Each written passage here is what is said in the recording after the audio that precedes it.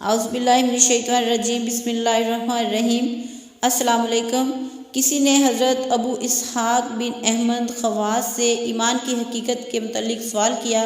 تو فرمایا کہ فی الوقت تمہارے سوال کا جواب دینا اس لیے ضروری نہیں سمجھتا کہ میرا جواب قول کے ذریعے ہوگا، جبکہ میں تمہیں قول کے ذریعے جواب دینا چاہتا ہوں، لیکن تمہیں اپنے جواب کے لیے میرے ہمراہ مکہ معظمہ کا سفر کرنا ہوگا، اور دوران سفر تو میں خود بخود اپنے سوال کا جواب تمہیں مل جائے گا۔ چنانچہ وہ شخص آپ کے ہمراہ سفر پر چلنے کے لیے آمادہ ہو گیا، اور جب آپ نے جنگل میں پہنچ کر سفر حج شروع کیا تو ہر یوم گیپ سے آپ کے پاس 2 ٹکیاں روٹی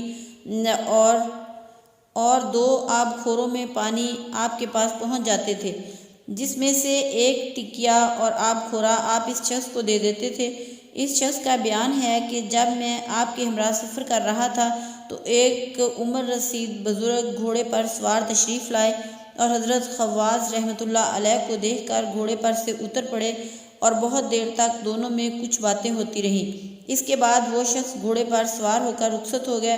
ان کے جانے کے بعد جب میں نے آپ سے پوچھا کہ یہ کون بزرگ تھے تو آپ نے فرمایا کہ یہ بزرگ تمہارے سوال کا جواب تھے۔ میں نے کہا کہ یہ بات میرے فہم سے بالاتر ہے، ذرا وضاحت کے ساتھ بیان فرما دیجئے۔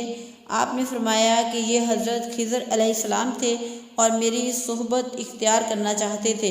لیکن میں نے اس خوف سے کہیں میرا توکل مجروح نہ ہو جائے ان کو منع کر دیا، تاکہ خدا کے سوا میرا اعتماد کسی اور کا محتاج نہ بن جائے، اور یہی ایمان کی حقیقت ہے۔